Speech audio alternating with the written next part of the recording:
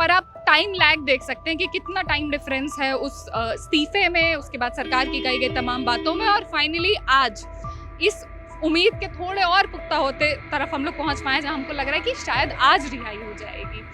तो ये जो लैग है वो बहुत फ्रस्ट्रेटिंग है सब लोग जो यहाँ पर आए हैं उनके लिए। आप जनता को मिसलीड ही तो कर रहे हैं, आप फुसला रहे हैं जनता को कि एकदम इमीडिएटली रिलीज किया जाएगा। जो अभिभावक यहाँ पर 2 दिन से हैं वो क्यों है? क्योंकि इमीडिएटली का मतलब इमीडिएटली होता है, तुरंत होता है। तो या तो सम्राट चौधरी को ये नहीं पता है कि उनका जेल तंत्र कैसे काम करता है, या उनकी मंशा सीधे सीधे ये थी कि कोई और आंदोलन ना हो जाए, जनता और सवाल ना पूछ ले, उनसे अकाउंटेबिलिटी ना मांग ले, इसलिए उन्होंने ये फुसलाने के लिए इस तरीके की भाषा का इस्तेमाल किया।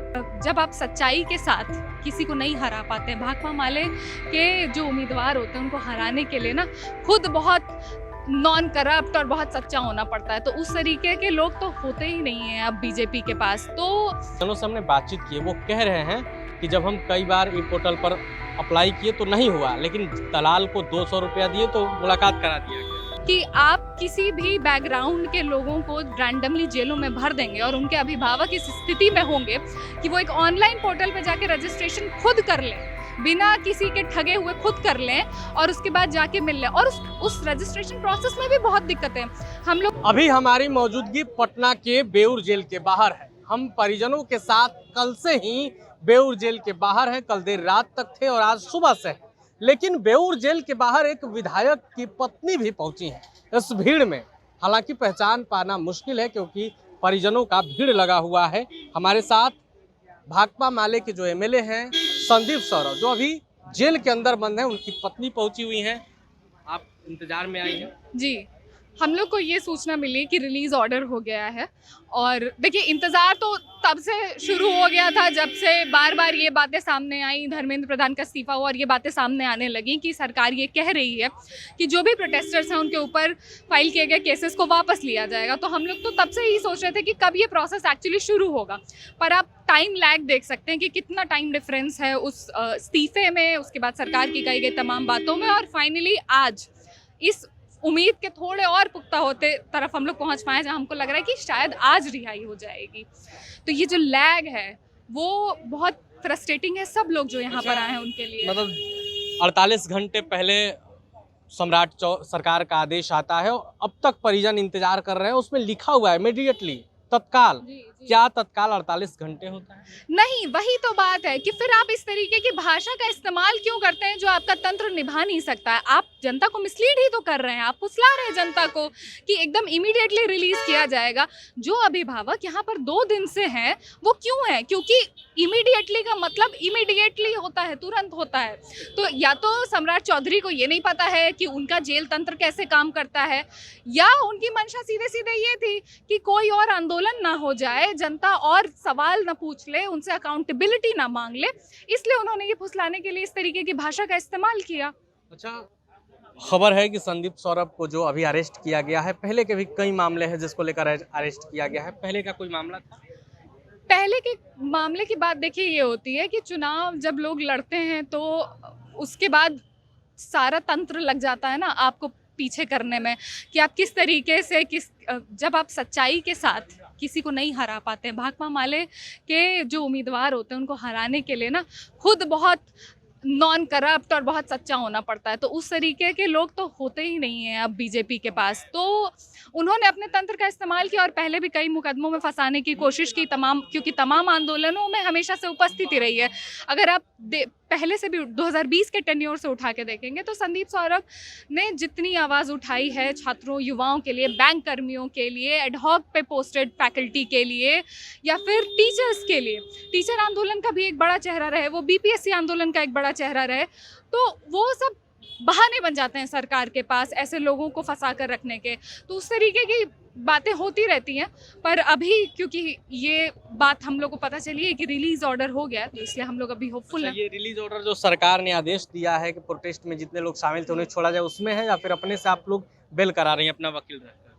नहीं, देखिए बात ये है कि रिलीज ऑर्डर तो है, जो मतलब सरकार ने ये अनाउंसमेंट तो कर दी कि उनको छोड़ा जाएगा, लेकिन जो रिहाई होगी वो कोर्ट से होगी। तो अब बात यह है कि हर कोई तो लॉयर नहीं अप्रोच कर सकता है, तो कुछ लॉयर्स ऐसे हैं जिन्होंने मिलके बहुत सारे लोगों की एक साथ रिहाई करवाई है, तो उसी के तहत हुआ अच्छा, है ये। जब से वो जेल में गए हैं आपकी बात हो रही है उनसे? कल मुलाकात हो पाई थी, जो जेल में अपॉइंटमेंट लेके मिलने वाला सिस्टम होता है उसके तहत कल मुलाकात हो पाई कल थी। जेल में जाने के बाद पहली बार मुलाकात हुई है? जी। अच्छा, ये अपॉइंटमेंट का सिस्टम क्या है? उसका एक ऑनलाइन पोर्टल है जिसमें आपके जिनको मिलना है उनके डिटेल मांगे जाएंगे और जिनसे मिलना है उनके डिटेल मांगे जाएंगे, और उसके बेसिस पे एक रेफरेंस नंबर जनरेट होता है। अब वो जब एक बार जनरेट हो जाता है उसके बाद आपको इंतज़ार करना होता है कि आपको एक मेल आएगा जिसमें ये बताया जाएगा कि आपका ये मुलाकात जो है वो अप्रूव हो गया है। जब वो अप्रूव हो जाता है तो जिस डेट का आपने वो अप्रूवल लिया है उस डेट को सुबह 8 बजे से लेके दोपहर के 12 बजे के बीच में आपको यहाँ आके एक पर्ची मिलती है। उस पर्ची के बेसिस पे आपको अंदर जाने को मिलता अच्छा, है। परिजनों का आरोप है, हम यहाँ चूंकि सुबह से कवर कर रहे हैं, परिजनों से हमने बातचीत की है, वो कह रहे हैं कि जब हम कई बार ई पोर्टल पर अप्लाई किए तो नहीं हुआ, लेकिन दलाल को 200 रुपया दिए तो मुलाकात करा दिया गया। हाँ, वो पोर्टल देखने में जितना आसान है उतना आसान वाकई में उसको एक्सेस करना नहीं है। आप ये सोचिए ना कि भारत जैसे देश में जहाँ आपने ये देखा कि शिक्षा का स्तर कितना नीचे है, इंटरनेट का पेनिट्रेशन कितना कम है, वहाँ पे ये एक्सपेक्ट करना कि आप किसी भी बैकग्राउंड के लोगों को रैंडमली जेलों में भर देंगे और उनके अभिभावक इस स्थिति में होंगे कि वो एक ऑनलाइन पोर्टल पे जाके रजिस्ट्रेशन खुद कर लें, बिना किसी के ठगे हुए खुद कर लें और उसके बाद जाके मिल लें। और उस रजिस्ट्रेशन प्रोसेस में भी बहुत दिक्कतें हैं। हम लोगों ने अपने दूसरे साथियों से जब मिलने की कोशिश की तो कई बार सारे डिटेल्स सही भरने के बावजूद इस तरीके के पॉपअप आ रहे थे कि आधार से नाम नहीं मैच हो रहा है, या ये नाम का कोई इनमेट अंदर है ही नहीं, रिजेक्ट कर दिया जा रहा है। रिजेक्ट किया जा रहा था। और जो रेफरेंस नंबर जनरेट होने और उसके अप्रूव होने के बीच का वक्त है, एक तो उस पर कोई मैसेज नहीं जिससे आपको ये पता चले कि अच्छा इसके बाद इसको अप्रूव करना है। अगर अप्रूवल नहीं है तो आप अंदर नहीं जा सकते, ये कहीं पता होना चाहिए ना, इसकी जानकारी कहाँ है। आप अंदर पोस्टर लगा के रखिएगा तो आप किसको बता रहे हैं वो अंदर पोस्टर लगा के, कहाँ बाहर उस चीज़ का पोस्टर लगा है, लोगों को कैसे पता रहेगा ये बात। इसलिए बहुत लोग नहीं मिल पाए हैं, हम लोगों को खुद मिलने में भी बहुत दिक्कत अच्छा, हुई। एक सवाल हर किसी के मन में उठेगा जब हम वीडियो रिलीज करेंगे। अक्सर देखा जाता है कि महिलाओं को जेल के बाहर नहीं भेजा जाता है कि महिला जेल के पास क्या करने जाएंगी। संदीप सौरभ की पत्नी जेल के बाहर खड़ी है, पिछले कई घंटों से खड़ी है। देखिए, बात यह है कि हमारी पहचान सिर्फ इतनी नहीं है ना कि हम संदीप सौरभ की पत्नी, हम खुद आइसा के एक्टिविस्ट हैं और बहुत लंबे समय से छात्र आंदोलन से जुड़े रहे हैं। तो शायद हमारे यहाँ जो डर नहीं लगता है ये जेल, पुलिस, थाना? डरते तो वो लोग हैं ना जो गलत के साइड पे होते हैं, हम क्यों डरे? हम वो कमज़ोर लोग नहीं हैं, हम सत्ता में बैठे वो लोग नहीं हैं जो लोगों को बहला फुसला के वोट लेते हैं, सरकारी घूस दे के वोट लेते हैं, इसलिए हमको नहीं डर लगता है। हमको डर नहीं लगता है, ये बयान है संदीप सौरभ के पत्नी का। जेल के बाहर घंटों से इंतजार कर रही है संदीप सौरभ के निकलने का और कह रही है कि सरकार डरी हुई है। हमने बातचीत की, इस बातचीत पर आपकी क्या राय है? अपनी राय कमेंट बॉक्स में रखें। वीडियो देखने के लिए आपका धन्यवाद। प्रभातखबर.com, विश्वास वही, रफ्तार नहीं।